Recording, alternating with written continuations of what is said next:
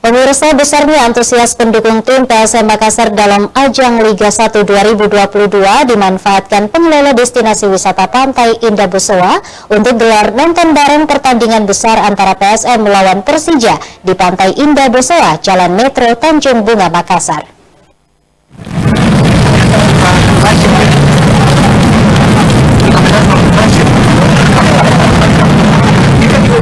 Animo besar pecinta olahraga sepak bola di Makassar dimanfaatkan pengelola Pantai Indah Bosowa dengan menggelar nonton bareng pertandingan antara PSM melawan Persija di Pantai Indah Bosowa, Jalan Metro Tanjung Bunga, Kota Makassar. Pengelola menyiapkan layar lebar dengan ukuran 4x3 meter dengan tinggi 7 meter tepat di tepi pantai. Para pengunjung dapat menikmati nobar dengan santai. Tak hanya memikat laga big match antara dua klub era perserikatan itu, para penonton juga dapat menikmati suasana dengan keindahan sunset Pantai Indah Bosowa.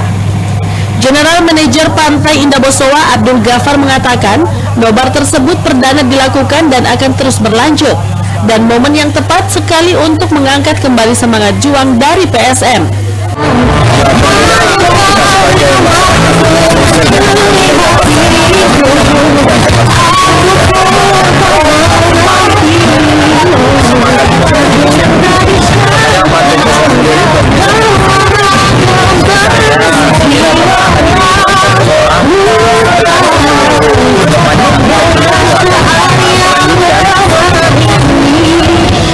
Sementara itu, Dini, salah satu supporter PSM mengaku, nobar di Pantai Indah Bosowa sangat unik dan menurutnya beda dari yang lain.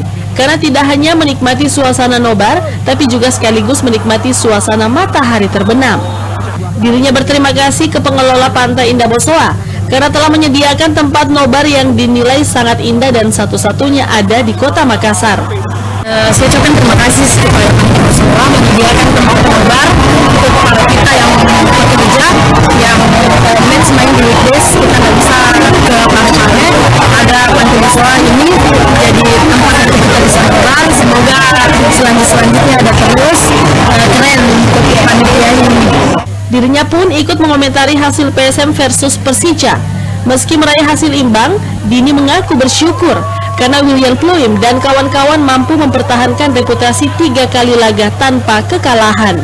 Ardi Jaho, Celebes TV.